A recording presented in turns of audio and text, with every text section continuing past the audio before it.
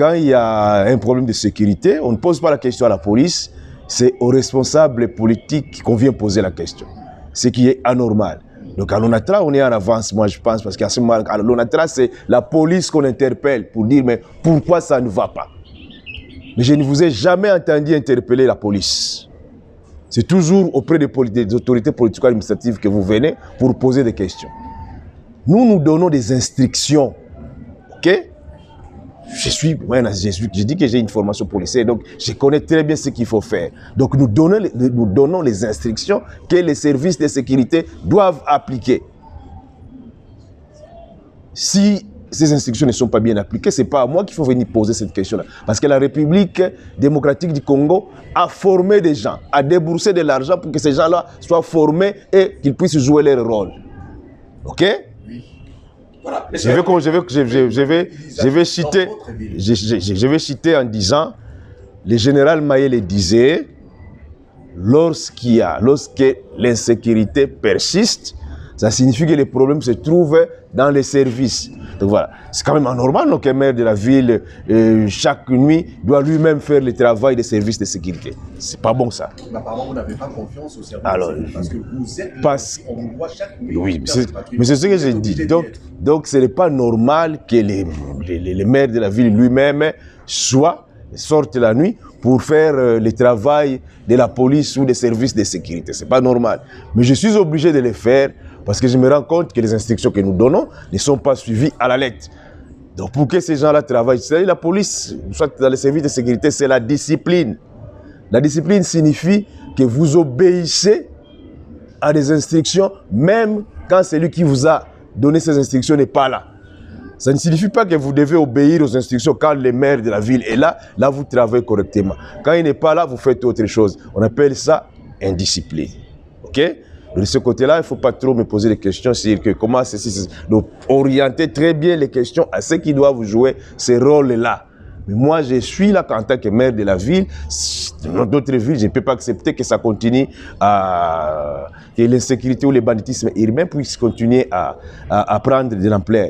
Et en même temps, je vous dis qu'il faut aussi rectifier votre question. Ça fait un bon moment depuis que nous-mêmes nous avons pris les choses en main, qu'il n'y a plus de problème. Poser la question auprès de la population à la cité, c'est calme maintenant. Vous parlez de Boma. À Boma, on a envoyé des renforts.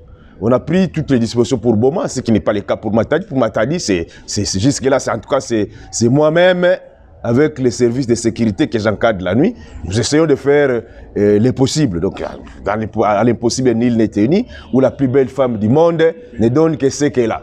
Je ne sais pas qu'est-ce qui se passe exactement avec ces histoires, parce que nous arrêtons. Quand nous travaillons la nuit, là, nous arrêtons tous les grands bandits. Nous les arrêtons. OK? Après leur arrestation, ces bandits-là doivent être maintenus en prison normalement. Nous voyons tous qu'il y a un problème avec les Koulouna, avec les bandits. Nous le savons, qui ne le sait pas. Mais quand nous les arrêtons, ne venez pas nous poser trop de questions sur les preuves. Ce sont des gens réputés bandits. Toute la ville en parle. Nous les connaissons depuis un certain temps. Les services de sécurité ont leurs fichiers. Mais quand nous les arrêtons, venez nous dire que non, vous voyez, celui-ci, il a été arrêté, on le libère. Et demain, il va continuer à faire ce travail-là. Vous allez parler au maire de la ville que c'est lui qui ne fait pas le travail. Donc quand on arrête ces gens-là, il faut les garder le plus longtemps possible en prison pour que la ville reste calme. Depuis que je suis là, moi, 2 ans presque et demi, ce sont les mêmes figures que nous arrêtons, qui après quelques jours sont dehors. C'est l'éternel recommencement.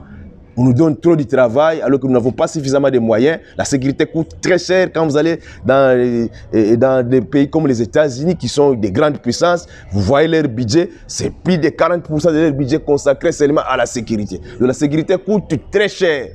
Alors quand nous nous démenons pour maintenir la sécurité, tous les services doivent nous accompagner. Et même les gens qui sont au-dessus de nous doivent nous accompagner pour que nous puissions réussir. Mais si on vous laisse seul en train de vous battre et réussir comme vous voulez, ce n'est pas bon aussi. Donc, la sécurité, c'est l'affaire de tous. Ce n'est pas l'affaire du seul maire de la ville qui doit commencer lui-même à faire la sécurité. C'est l'affaire de nous tous, même vous. En même temps, nous demandons toujours à notre population de collaborer aussi, non? Les Koulouna, les bandits là, ils vivent où? Ils ne tombent pas du ciel. Ils sont avec nous dans nos quartiers. Comme quand vous remarquez qu'il y a une figure suspecte ou étrangère dans votre quartier, mais venez nous signaler. Mais quand vous-même vous nous dites rien et le soir on vient vous agresser, vous allez commencer à dire que c'est le maire de la ville. Là, ça ne va pas, non? Donc, je n'ai pas encore fini avec cette question. Donc, en ce qui concerne la sécurité, nous avons pris beaucoup de dispositions. À partir de 23h, les moteurs circulent. Nous avons pris des dispositions, nous avons même donné des numéros, même des numéros verts. On a dit que ça passe pas. Ça passe. Moi-même, quand on m'appelle, je réponds à partir de 23h. Quand vous appelez, ça passe. Et moi-même, quand j'appelle ces numéros-là la nuit, ça passe. Donc, peut-être que les gens n'ont pas noté ces numéros-là, mais il faut vraiment noter ces numéros. Quand il y a un problème la nuit, appelez les numéros-là. Le numéro de 2415, c'est un numéro vert. Le numéro que les PEM utilisent, c'est un numéro vert. Les autres numéros, peut-être qu'il faut avoir des unités, mais pour les deux numéros PEM et 2415 police, c'est ce numéro de secours qu'il faut appeler à tout moment. Donc, je crois que nous avons... ne dites pas que nous n'avons pas réussi à les Koulouna. À mon arrivée, il y avait combien de bases de Koulouna ici dans cette ville? Base Vautour, Mbeli, ici, il y avait à côté, ici, Dorko, d'autres. Il y en avait beaucoup. Nous avons réussi à neutraliser toutes ces bases de Koulouna qui n'existent plus à Matadi aujourd'hui. Comme nous avons réussi à décapiter ou à mettre en déroute tous les Koulouna de ces bases-là, peut-être que bon, ils cherchent à se reconstituer maintenant, mais comme ils ne savent pas reprendre leur base, ils forment ce qu'ils ont appelé union sacrée. Mais nous avons tout fait également pour neutraliser cette union sacrée-là. Avec nos petits moyens, nous les faisons et ça réussit bien, ça marche très bien. Il y a pas, maintenant, là, il n'y a pas de problème à Matadi parce que chaque soir, nous sommes sur le terrain. Nous connaissons les informations à notre disposition, nous permettent parfois d'aller prendre tous ces Koulouna qui traînent encore, qui traîneraient encore dans la ville. Mais là, j'insiste, quand nous les envoyons, maintenant là, j'ai changé aussi les tactiquement aussi. Hein. Quand j'envoie les Koulouna, j'écris. Maintenant, je fais les suivis. Parce que je me suis rendu compte, vous envoyez, après quelques jours, ils sont libres. Maintenant, il faut écrire. Les paroles s'envolent, les écrits restent. Comme ça, il faut mettre chacun devant ses responsabilités. J'arrête, j'écris et je réserve des copies à tout le monde. Quand on réserve des copies, ça signifie que nous tous devons faire les suivis. Ça signifie qu'on devons croiser les bras, attendre seulement et venir commencer à poser des questions, à commencer à critiquer que non, il n'a pas fait ceci. Quand on arrête, j'ai dit la sécurité, c'est l'affaire de nous tous. Nous devons faire les suivis. Matadi, c'est le chef-lieu de la ville de la province du Congo central. Donc, tous les responsables habitent ici. Nous devons tous faire les suivis.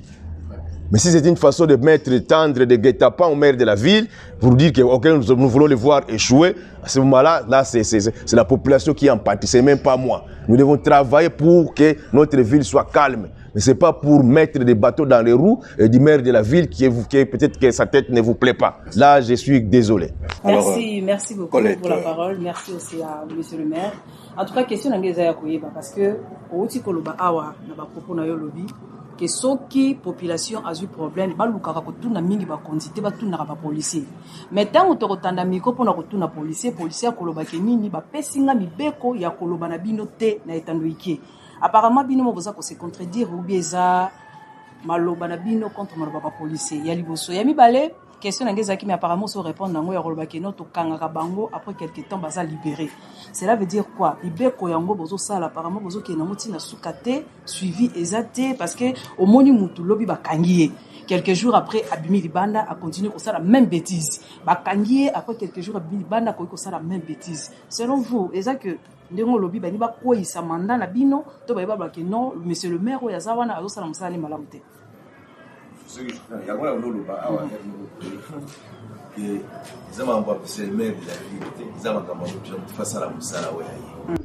Monsieur le maire par Oyaye en tant qu'autorité politico-administrative à Salaka Yango.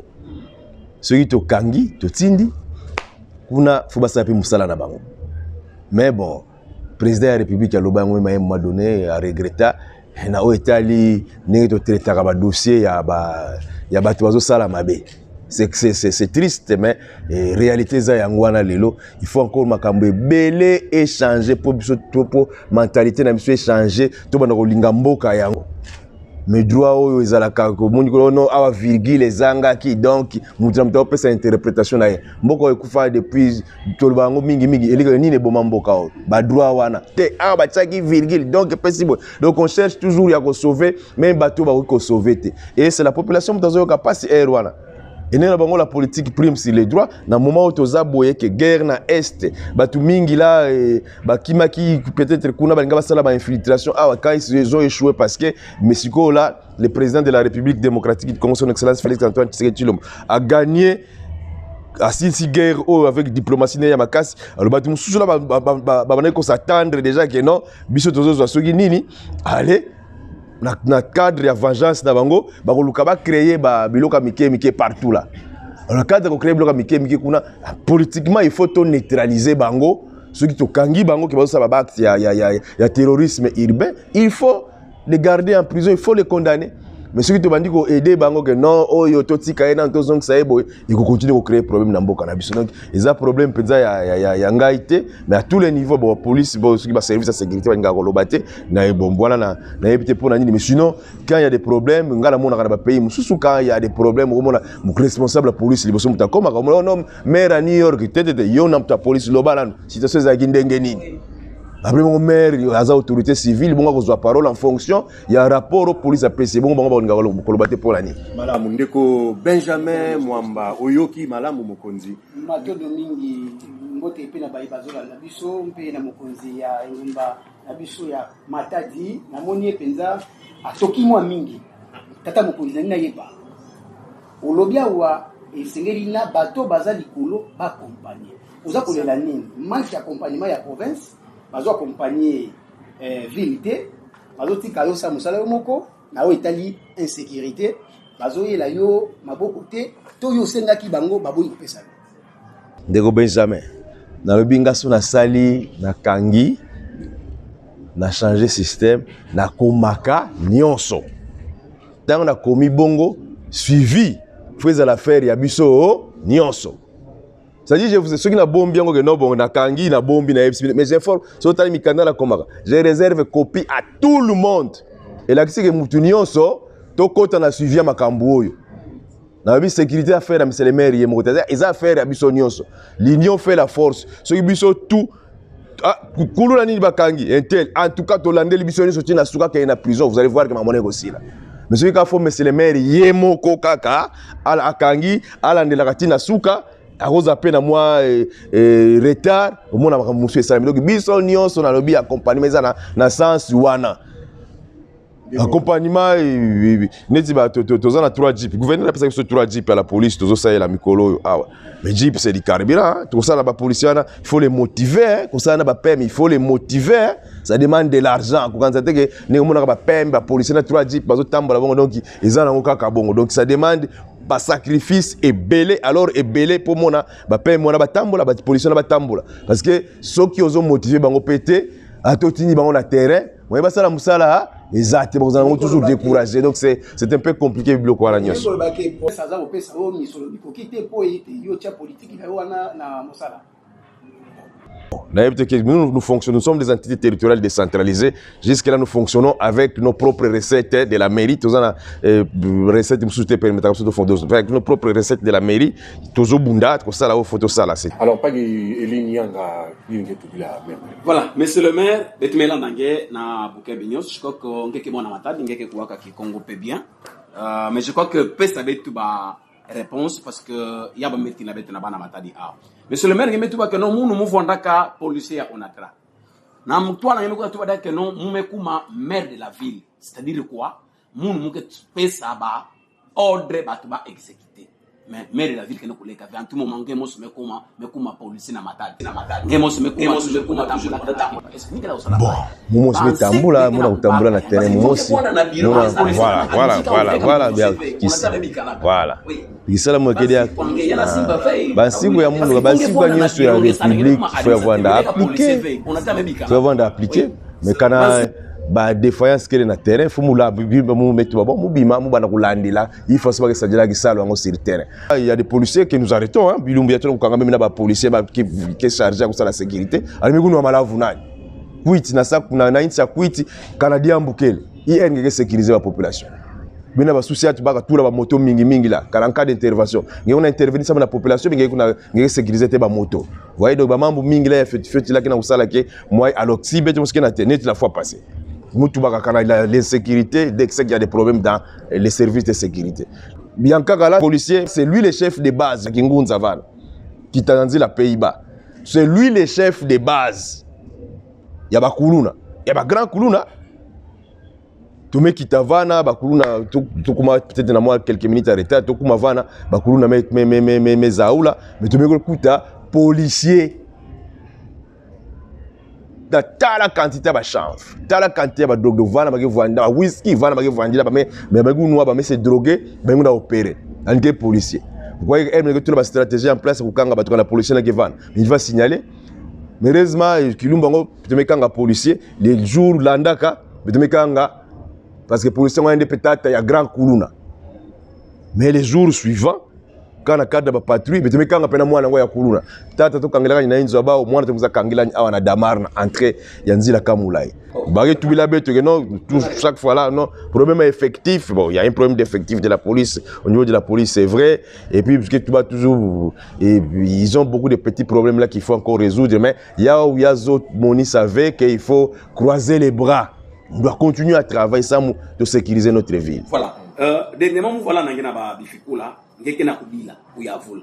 Que nous avons des ça nous accompagner mon fait. Nous avons fait depuis cri depuis que tu vas faire la forme que non, il faut pas accompagner. Est-ce que les résultats maintenant il y a même comme bien, nous accompagner. Nous avons autorité en province, soit le ministère de l'Intérieur, na ba fumu inaka. Parce que dernièrement voilà, nous avons il y a la télévision. Bon, ministre national de l'Intérieur, son excellence Jacques Chamou, nous a renforcé toute l'opération Kumbakimbi quoi. Il y a opération Kumbakimbi comme ministre national de l'Intérieur, maintenant il y a opération opération Ndobo. Et puis ministre national Constant Mutamba Mekwiza nous a renforcé l'opération Zéro Kuluna. Il y a tout la bilumbu yai et na ba instruction ya ministère national de l'Intérieur na opération Zéro Kuluna c'est ce que nous essuyons tout nous appliquer. Alors à ce niveau là il faut que tous les services puissent nous accompagner de ça pour réussir na mission beto on a kutuba réunion c'est que ça la maire de la ville ya ni mosi ve que ben bikani ba croiser te maboko totala kana nini yanike sala là beto na ko sacrifier population faut vraiment mutunyo se s'impliquer. Moi, je la sécurité, mais je suis na terrain parce que je suis encore na formation policière. Si je maire, il y a bourgmestre, na formation policière, il y a des difficultés sérieuses peut-être na kulande la main mettre la sécurité na bantita vous allez commencer à connaître non un salle privé mais est-ce que vous quels sont les moyens que vous avez mis à sa disposition ça m'a salle privé c'est compliqué c'est en ce moment là. Alors maman Colette question qui m'a ôté question moko elingata monsieur le maire azoloba na ngina tuna question ko lukaboyeba parce que lobby tango kendaka kosala patrouille na butu okutina bato misusu baza bato ko ba sécuriser population mais bango pe bakomi kosala sécurité na mboka. Est-ce qu'il y a pas de critères au bosala kapona ko recruter moto comme policier? Est-ce que on recruter policier za makambo ya maire de la ville? Pour recruter policier za maire de la ville te policier oyebi que ça se recrute au niveau ya likolo nous utilisons biso to utilisaka yo tango komi mukonzi babi ko komi maire de la ville. Yoko yana mutute ba service nyonso ko travailler na bango ko kuta déjà isa établi ko kuta même ba fonctionnaire ko sala na oyata na fonctionnaire moko te ba fonctionnaire ko sala na bango ko kuta bango donc devant fait accompli ko utiliser bango comme tel ndenge si ba recruter bango ba la formation ezala ba fonctionnaire ezala ba service donc ko kuta bango ezala ba service to yoko ba non moi je commence à recruter la ligne critère boye non vous savez surtout avec ce qui s'est passé avec avant président Facha comme on a pouvoir. To hériter situation moko oyo batigela ki pouvoir na biso c'est une situation moko difficile et complexe. Alors c'est pas pire je peux ça la ngote à la minute donc faut que nango malembe donc nous avons encore éléments ya régime passé tozana na bango mais il faut faire avec il faut ça na bango musala. Voilà, c'est clair. Alors nous allons passer à la gestion de la ville. Nous venons de presque balayer le domaine sécuritaire. Gestion de la ville. Comment est-ce que vous arrivez à gérer cette ville Matadi qui compte vraiment sur vous. Alors, na mingi ndeko Benjamin Abanda, na motuna na elo lenge, nini mokonzi azokamba ngumba ya Matadi. Matondo mingi, mwana mboka Dominique Odiambete, uta oyangeli ngwende na yo, awa na Matadi, batu ebele baza koloba na yo. Ayebisi biso. Moyebisa monsieur le maire azokoka ville te ya Matadi. Elekio munene, to osana ba stratégie te ya yo kokamba yango na Matali surtout. Bayebisi ngai Benjamin Mwamba yebisa mokonzi oyo etali ba société est-ce que aza ko solola na bango mingi po moko yebisi ngai est-ce que akoko tia politique te ba société ba banda ko embellir pe ville na ye ba banda ko apesa ba sa politique moko ya collaboration entre ba société o bazali awa ozoko ka ville Matadi tozo oza ko luka ko meka ko kayango. Voilà, merci beaucoup. Je crois que après 2 ans ya musala Kokaville Matadi eza d'abord ngamo naza muta Matadi. Donc Kokaville wana c'est eza likamu pambala. Biso naloba yango toujours soki mutu auti ko diriger neti IDPS aza eloko moko kolembana te. Pourquoi on a combattre chaque jour c'est l'expression de la démocratie mais tu maîtrises bango c'est pas ville Matadi muteko ekoleke la biso. Pour diriger une ville il faut seulement gérer d'abord. Gérer c'est une cité, il faut savoir prévoir, il faut savoir qu'aux bateaux, aux dirigeants na bango, quelles sont les stratégies pour mettre en place là, comment il faut planifier les choses, comment organiser, coordonner après on avance comme ça. Dans Matadi des villes, il y a nous avons à peine 3 communes, je le disais, les années Kinshasa des années 24, c'est 3 communes. Donc gérer 3 communes, c'est pas trop compliqué. Quand nous sommes arrivés, nous avons trouvé beaucoup de bases de cours. À moins de temps, la base de là, non? Donc, côté sécuritairement, on a géré ça comme ça. Quand nous sommes arrivés, on a trouvé que Mamboa insalubrité, non? Le génie militaire, il nous aide maintenant à nettoyer la ville petit à petit. Magambo Itali, infrastructure, c'est pas toujours facile avec nos petits moyens. Parce que nous n'avons pas suffisamment de moyens. Tant que je continue à le dire jusqu'à présent, tant que y a qui peut bon. Banyongo ezali tu futa un petit lelo. Na mwandambo etikalaka, on fait les autres ko sala. Oyetani ti mamani tetali ko tonga banzela. Faut pas rêver. Ko tonga nzela, ça coûte cher. Ni toujours un exemple nzela ya la tortue. C'est le financement, il y a Foner. Ok? Mais, bisous d'abord, les Congolais, dans la culture, cette mentalité, il y a que tika kanzela te, so sombi lupangu, oyibinzela. Mais est-ce que Foner a pesi mbongo ko tongani tinzela wana? Pour avec de ba moyen na biso, je vous dis, mais il y a ba moyen te ko tonga banzela ba 10 km. So ba route te zo tonga ba norme, 1 km de route coûte combien? 1 million. Vous voyez, voilà une zélé tombée dans la norme. Mairie a 1 million de dollars. Ça, Mikole Belé, mairie a 1 million de dollars. De fois, ma partenaire, ma Foner, tout ça, ou bien Banque mondiale, éco-financée, tout ça. Des gens qui ont babilo, il y a banzela, normal. On est au cas où il y a la tortue. Foner a financé. Mais ce que Foner a financé, ma lobby, expropriation, on a en charge. Donc c'est-à-dire bandako etongami tout autour anzela. Et vous allez vous rendre compte que prix à expropriation, il est qui même cher que mbongo fait tonganzela. En ce moment-là, vous avancez ou bien vous n'avancez pas. Et dans Matadi, nous avons beaucoup de routes comme ça. So vous êtes nzela et kendaka Ndemba, Toulouse Ndemba que na mvoad. Et depuis ça on les enclaver, qu'on diminue ba embouteillage. Mais vous savez ce qu'il y a comme expropriation comme ça. On a fait ces travaux là avec Batouawasi Congo. Coût d'expropriation kaka ya pamba. Mais c'est dans les millions de dollars pour exproprier un peu. Or, même les partenaires, quand ils viennent, expropriation. Ils vous abandonnent. Vous voyez? Route à contournement. Si vous avez un belvédère pour quitter na sekuna, na pause. Et ça route bien permet de lutter contre l'embouteillage, mais c'est une route qui va coûter excessivement cher. Ceux qui viennent de partenaires à Monani, à Salango. Mais ceux qui ont beaucoup d'expropriation, au monde, à Bendani. Nous avons cette difficulté-là aussi. il y a évoluer dans terme itali ko tonga ba infrastructure. Donc c'est le maire qui ne veut pas construire. Alors avec nos petits moyens, là où nous pouvons travailler, nous les faisons. OK. La grande route tonga là, c'est une grande route qui tout le bon bisopé toujours c'est la Banque mondiale était toujours c'est là ceux qui Fonds monétaire international était aux partenaires avec nos propres moyens nous pouvons aussi faire quelque chose tonga nzela ntiki toi nous allons visiter ba nzela qui toi commence à évoluer bon on visiter une route qui coûte excessivement d'abord cher mais là jour aussi là bokomona que mutu moko ta sana nzela ya bongo avec ba fonds propres. Parce que les politiciens ont tendance à coloquer place facile, à chez moi béton, mais on a tonga qui, mais on a dit béton, donc bozo tonga nzela ya sika avec vos propres moyens. Naba norme OSNGL. C'est une première. Et on le fait comme ça. Nous appelons ce qu'on a vision ya mikolo ya embellissement ya ba rond-point nyonso. Et na o Italie bon, il commence tout ça ya éclairage public. OK? Gestion éclairage public. L'éclairage public coûte aussi cher, hein? Mais c'est de notre mieux pour entretenir la mine d'éclairage public.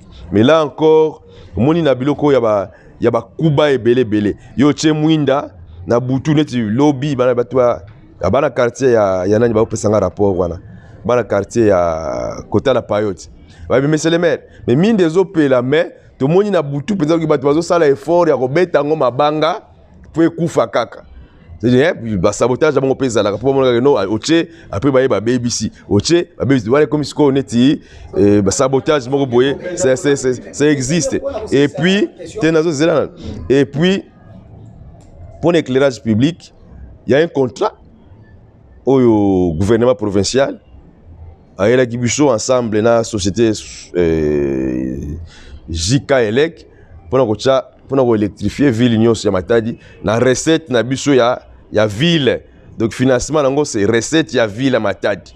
Recette des taxes c'est l'éclairage public ou il y a ba ville ya ngonde to utiliser pour na JK Elec à électrifier ville Union sur Matadi. Alors biso à notre niveau nous avons vu il faut faire un double travail hein, que kuna JK Elec à Zoya pour électrifier toute la ville dans Matadi dans l'éclairage public. Après bien on continuer sur ça là quand il y a biso wana sur JK Union sur lesquels on est perte. Donc d'ici là, on croyait que vous appelez rapide, mais ça prend un peu de temps. Mais du moins, contrat déjà signé, nous attendons jusqu'à Elec, vous allez voir que toute la ville sera électrifiée. Benjamin, si ça aussi ça finit à idée à question pourquoi n'a tout n'a que aux ka ville à matalité parce que tout le monde gouverneur a commis quoi pour ça la makambo ya yo c'est là ba tundenge ba yebisi biso ko tangu to ba kitoko solo na yo ba pesi biso ba question ba lobi ba moni misala oyo sengele osala ndakisa nzela oyo elongwaka rond-point RTNC kokota na côté ya koleka hôtel Bilolo kobima kuna na hôpital provincial de référence nzela wana gouverneur mutu aza ko sakisa yango nzela oyo uti rond-point OBK et bimeli côté ya Afrique du Sud gouverneur aza ko sakisa yango ba ebisi biso ezali pambate yo za kokoka ko gérer te basali parallélisme oyo koloba ete prédécesseur na yo akoka ki vie oyo kasi yo oza kokoka te misala oyo papa mokonzi ya etuka ya Congo central zo sala mwana mboka grâce lolo est-ce que pour yo za incompétent to parce que yepe alingi amonisa bokasi boye na yesu bino genzela ona zo sala neti ya route ki twali wana so okei route wana izalana avec norme nyonso avec nos moyens propres, mais nous devions tout ça là. Nous sommes tout ça là kutuwana. Donc mususu pe là, je crois c'est possible tout ça là. Et Babylone Kouana, je crois ministre national nabiso chargé délégué à la ville. A comment il mukanda na senswana. Qu'est-ce que ça là ba projet na ville, il faut toujours associer batu oyo bazo gérer ba entité wana. Si vous ne les associez pas, c'est quand même compliqué que ba yo karango na sango. Mais je crois à partir de la Babylone Kozolo bana yango ministre ya chargé ba délégué ministre ba ville quand nous avons tout un ministre chargé ba ville ya komaki mukanda soki na yebaki bo aborder biloko bongo na ile bena mukanda na po botanga. Kokate nous sommes bino boye binga très bien. Maïle te zangi, intelligence te zangi. Donc courage te zangi. Donc ceux qui musale zali on les fait. Ba rompe l'on de to sali angoti. Voilà. Nzela ki twali tozo sala ngokunati. Soko ke awa na nzela bia o ekotaka assemblée provinciale tozo sala ngoti. Soko ke ina nzela ya kabana na la à partir avant comment entrer du camp. To sala yangoti. Et to episode to sala soko ke soko sali episode to sala ka c'est du solide.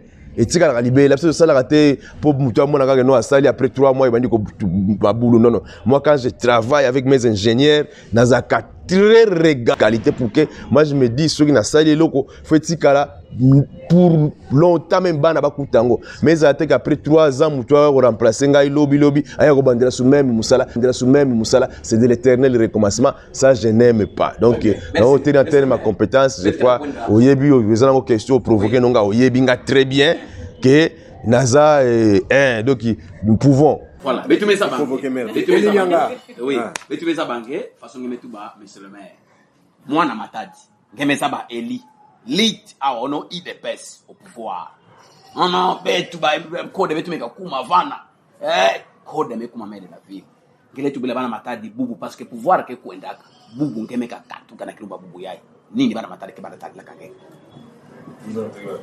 oui d'abord grand chantier ya Kitwadi kuendaka kuna bula tour je vous dis maintenant tuna kutunga ya huko yama comme yama tata vetona bokela au chantier kwenda kutalaka kuna ngemona vana benenge zabila ke non moi na matadi me lutina na pouvoir parce que alimetunga nzi alors nzila une route moderne ina ke vanda ke ya vanda na financement kana ya nani niveau banque mondiale ou kana nani au fonero ni c'est sur le fond propre malgré mbongo kupeke mingi ve mais on serre la ceinture sans to sala yao OK ya ke ya ko telema ve kwenda kuna vous allez voir ce qui se passe là-bas ya les telema ve ya ke telemaka parce que je vous dis très bien que ça dit la mbongo ya beto mosi mbongo mika kota ya moi fioti mais vingira peut-être 2 mois mbongo kota moi ya kufwana ya mika mungeme mika mona ki ayai muke sumba moi kayasi mika sumba kayasi mika uzalo savane ya ke telemaka en fonction ya recette ya beto qui nous permettre beto veto sala na vitesse. Mais avec nos petits moyens, en tout cas, Sumba te kayas, ça la plaie et on avance comme ça. Sumba moellon, Sumba ciment, Sumba barre de fer, on avance comme ça avec nos propres moyens. Donc on doit encore nous féliciter parce que avec nos petits moyens, nous faisons quand même quelque chose de grand. IDPS au pouvoir, c'est ça. Donc, il y a ça là, en fonction de la population, il y a Beto, et en fonction de nos moyens. Et puis, nous avons beaucoup de défis. Les défis de sécurité, défis il y a propriété à ville, défis à Mambo Mingila. Ça demande de l'argent que vous n'avez pas. Bon, maintenant là, peut-être avec l'arrivée, il y a Premier ministre, Excellence Judith Souminois. Depuis animé comme Premier ministre, animé peut ça être 5 rétrocessions déjà. Parce que même le gouvernement central aussi, faut animé ça être une rétrocession, une entité territoriale décentralisée. Il y a même ville à Kinshasa, province à Kinshasa qui est en bongo mingi, mais gouvernement central qui peut savoir mbongo samba kondigo salabi bisalo, ça se fonctionne comme ça. Il y a aussi des recettes d'intérêt commun qu'on doit normalement nous rétrocéder aussi parce qu'une entité territoriale décentralisée ça vient fonctionner. Il y a que na ba recette propre, il y a que vanda mingi vient habiter au niveau de l'entité, il y a que ba recette il y a ba intérêt commun, madame son excellence la première ministre déjà je crois bonne volonté qu'elle a mis déjà quoi 5 fois rétrocession, ni tete mambo guerre il a aimé que ça perturber un peu mambo inti peut-être qu'elle allait faire encore mieux sans tout continuer babissal faut que ça dit là maintenant nous sommes dans l'aménagement il y a tous les ronds-points et nous allons continuer et là où il y a des trous aussi à travers Banzila, toujours il faut arranger et je vous dis que ça ne coûte pas moins cher forcément que tu bilaga fallait pas ça la reply mais pas ça laver fallait pas reply mais ça demande de l'argent et surtout que nous les recettes que nous collectons souvent ce sont des taxes que vous devez percevoir directement auprès de la population et notre population n'a pas cette culture là de payer les impôts. C'est pas facile, ngebaka 200 francs comme impôt na maboko ya Congolais. Maman Colette. Monsieur le maire, question moko yelinga ya retourna yo ministre provincial à la kakio a épaulé par exemple le gouvernement plutôt a son béno ciment barre de fer caillasse pour que au sala musala no malam. Est-ce que banda la kakio ici déjà a respecté parole na yeto eza nango kaka lobaki poza ki na etabeke gouvernement provincial a lobaki ya pesa yo a ko épaulé yo basima faut za ngo besoin na ba caillasse tout le monde a qui yo mbala musuzo kenda bozo yango kenda bozo bakayas e basi zongo wapi munainga zongo wapi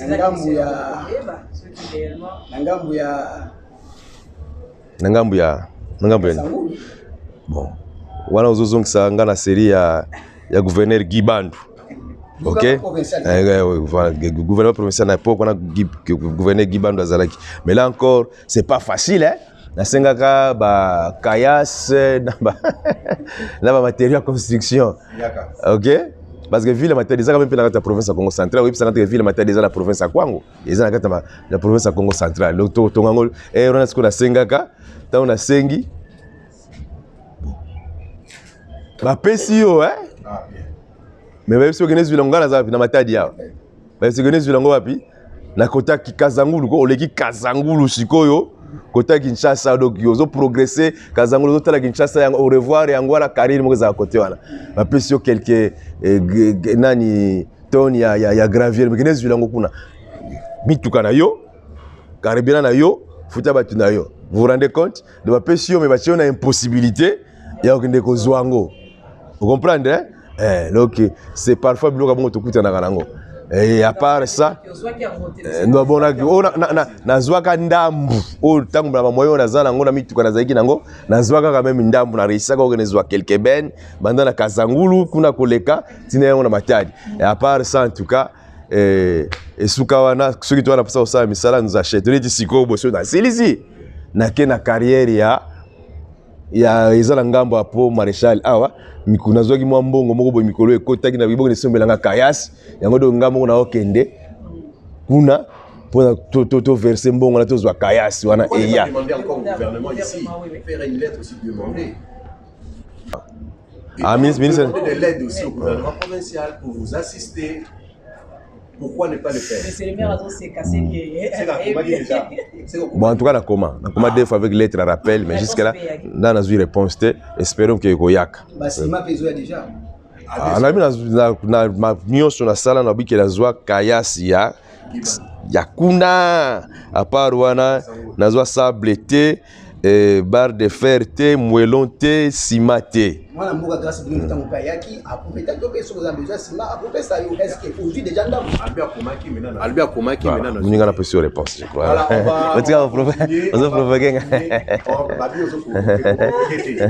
Voilà, on va continuer. Babi ozo provoquer. Donc on va continuer. Vraiment, on a balayé la sécurité, la gestion de la ville, les infrastructures. Maintenant, on va aller dans un peu le divers concernant votre parti cher, l'UDPS. Ndekweli, Olaka Kingami, tous les alliés sur UDPS. On a suivi récemment une élue, ça dérangeait l'opinion, hein, une élue de l'UDPS qui semblerait ignorer les efforts de la sécurité de certains membres du gouvernement du Congo central. Comment avez-vous jugé cette annonce de l'honorable Percy qui disait « Le gouvernement semble ne pas être efficace ». Il dérangeait qui bat habito tout le maire de la vie. Qu'est-ce qu'il en pense d'une élue de l'UDPS qui dirait cela au perchoir? Il faut avoir tous les éléments. Si vous avez des éléments qui ont sauté, il ne faut pas parler. Sinon, au monde après, vérité, il y a au monde qui est en l'air. Il faut toujours avoir. Et puis, il ne faut pas faire des déclarations hâtives. Il faut toujours mûrir la situation. Après, au lobby, le président Etienne Tshisekedi de Mulumba Zalaki. Au monde, le président Tshisekedi de Mulumba chaque jour. Au lobby, qui pensa. Tant et coquille, bon mon Etienne Tshisekedi à lobby. Et tant à lobby, malheureusement les gens ont fait ma casse. Parce qu'il y a préparé bien à tali gauche droite à réunir les éléments de ce bon Koloba. Mais ce qu'il faut faire, les baise, on n'avance pas. Donc malobana il y a bongo. Moi je félicite souvent honorable Nzuzi Kassa. Hein? Honorable Nzuzi Kassa, ceux qui a lié na vacances parlementaires akoya kotuna ba difficulté nini boza nango sur le plan sécuritaire vous avez ba difficulté sur le plan boy vous avez ba difficulté sur le plan tel vous avez ba difficulté vous voyez. Donc, il comprend parce que il faut venir chercher les informations à la source. Le monde aller ce qu'on a dit information à WhatsApp, information Facebook, à côté il y a réalité. Mais il faut chercher les informations à la source. Donc descendez au Koutanina Batou, comme c'est Koutana Bakonza la police, Koutana Babaire de la ville, Koutana Bourgoumestre, Koutana après, Koutana personne la population, tu vois la société civile très active actuellement, et on reçoit ce vraie version des faits, et qu'on permet de Oloba. UDPS, santé ma vie. Betunius le tuke bakamba jamata, je crois que Betunius sabak honorable Percy Wandaka Kolisiange. Yande kutatu bakeno province en tout cas il faut que ça intervenir. Si qu'on a conseil étant Kolisiange à IDPS, conseil anglais persona honorable Percy, ça m'a sorti nandi médiatique na metala province ya Congo central. Donc Kinshasa intervenir par rapport à quoi? Kinshasa mais ça l'a déjà opération Ndombe à 4 Kinshasa, c'est opération zéro Kuna, c'est Kinshasa. Donc Kinshasa a déjà intervenu et au niveau de la province, nous essayons de travailler en fonction il y a ba instruction to baka na niveau de Kinshasa. Donc l'intervention de Kinshasa déjà ya win. Est-ce que problème ngo ya netimeta la mambo ya banditisme urbain ya na Congo central. Il faut suivre pas d'ailleurs chez nous sommes encore bien non.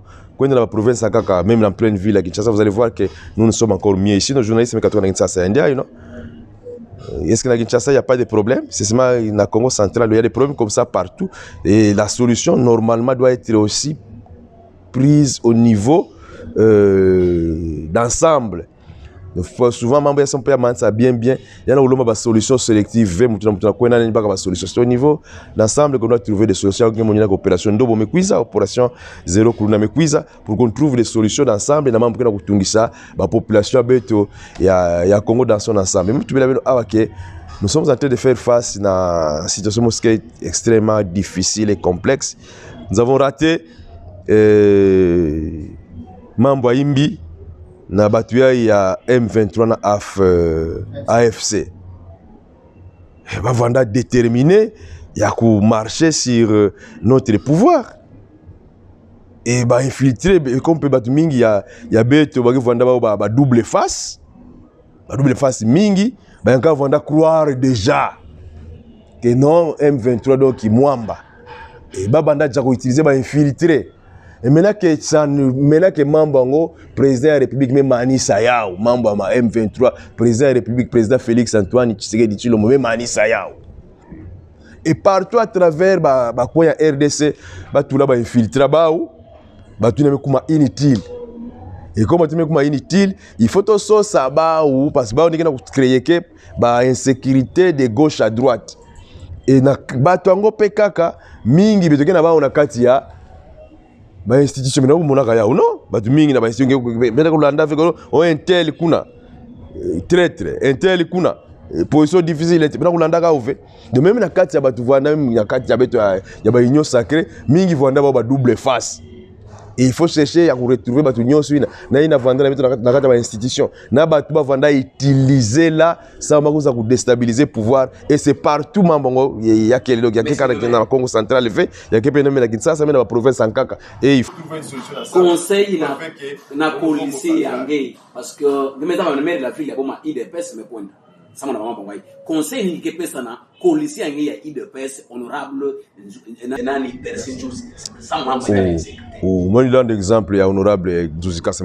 Ah non, quand honorable Nzuzi Kassa ke kuza na Matadi anike kuza anime mona beto anime mona ba mfumo ya sécurité anime mona pe ba société civile anime mona ba population comme ça ngeke na vision ya mam fonctionnaire ko lutila. Il ne faut pas parler sans mûrir les dossiers. C'est pas plus que ça dit la politique. Maman Colette, IDPS Santé. Merci beaucoup. On parle de l'IDPS. J'espère que hier, sortie médiatique, plutôt, il y a ex-président Nabiso Kabila, où il y a qui ont un mandat pendant plus de 18 ans. Américain qui connaît Nabiso, tout aux qui devaient être envoyés qui est dans le téléphone Nabiso pour le Kakouyeba. Qu'est-ce que le monsieur doit parler? Alors, que c'est une qui connaît. Question pour le Kakouyeba. Est-ce que c'est une obligation ou il faut que le secrétaire général il y a eu de PES le lot à ça parce qu'il y a ça matinée à ça la matinée le lot c'est déjà passé parce qu'il est déjà 16h dans 14h à Kanaki. Est-ce qu'il était vraiment obligé à côté le main répondre au topé à l'oba par rapport à la sortie médiatique il y a M. Kabila? Bon, on m'a envoyé à l'obiwana sous boutique ka bongo bah tu risques pas croire que ça y a solo. Alors faut pas bon avec un go du ticotac faut pas tika population na qu'est-ce que c'est. Il faut battre le fer quand il est chaud, tant qu'il y a le but de Kouta, il faut directement rétablir la vérité. C'est dans ce sens-là où mon équipe na IDPS tellement tu es vérité, cheval de bataille na besoin mettre ça la lutte na opposition c'était la vérité. Alors ceux qui placent le côté zali membre nio soit IDPS dans limité ka okanga monoko.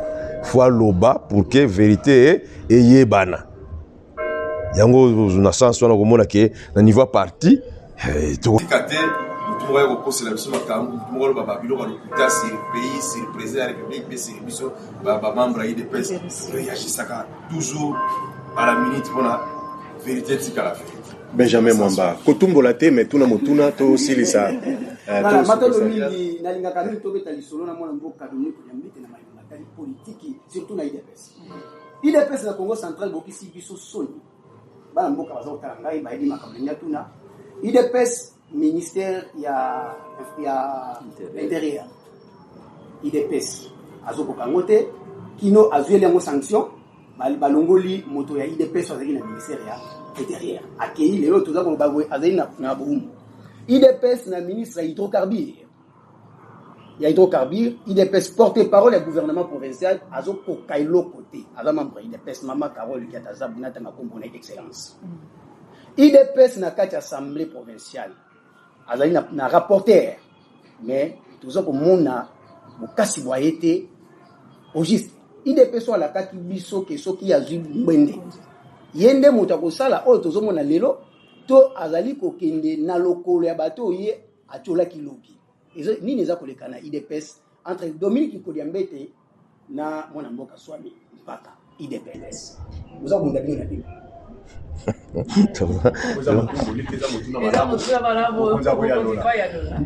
To bunda biso na biso te biso eza parti ya démocratie na ipsa bino na IDPS toza libre mutu na mutu akanisa ndenge azoko kanisa me kolanda ka makambo na biso wana teke ono bazo bunda bana ndako moko ta ola bazo bunda na bango suka nango mona bakuta na bango bakuta na beto et puis tozo bunda pété donc eza nde mutu na mutu aza na vision ya Monique. C'est ça la démocratie par la biso. Nga na vision telle, nga la tika na vision ya Etienne Tshisekedi ya Mulumba.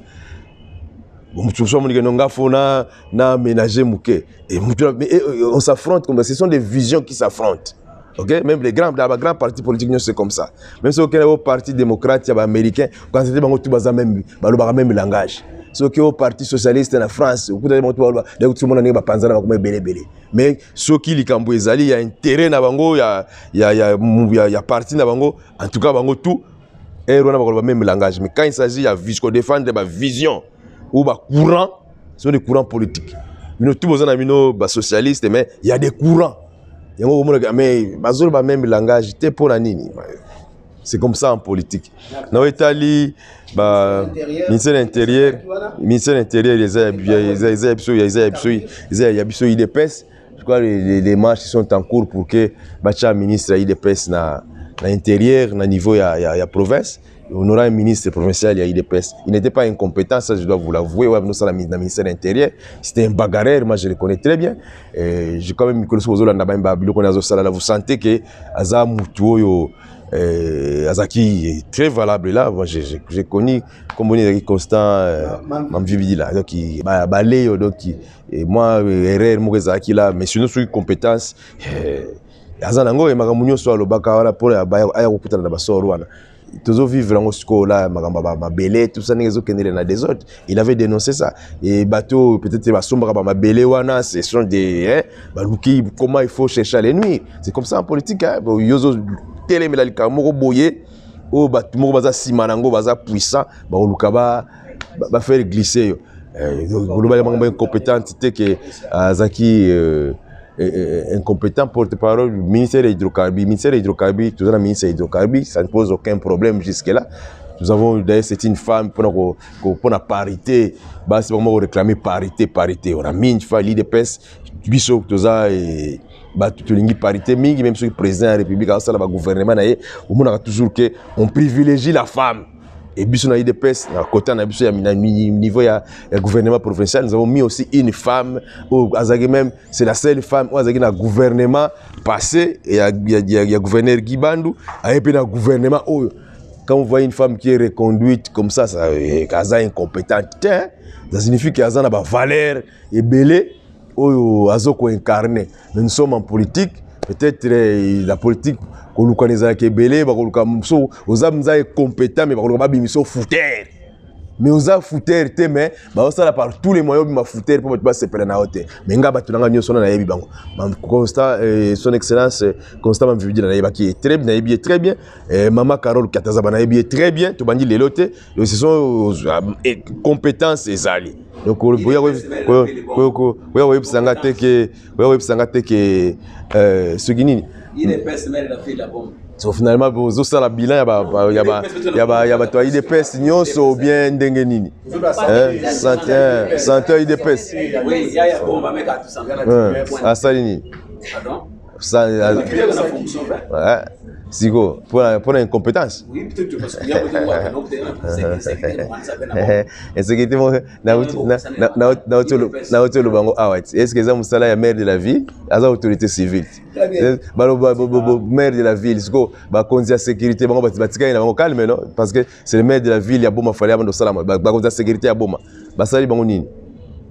Vous avez l'information sur la sécurité à la ville à Boma. Basali Bangonini. Alors, on est censé aussi avoir la sécurité, on est battu en classe, non? Mais c'est maire la ville à Boma. Boma, Ukraine, il n'y a pas un mauvais groupe. Boma, Ukraine, il n'y a pas moyen de Boma. Je vous dis que la sécurité coûte très cher. Moi, je suis un bon côté de la sécurité. Moi, je suis un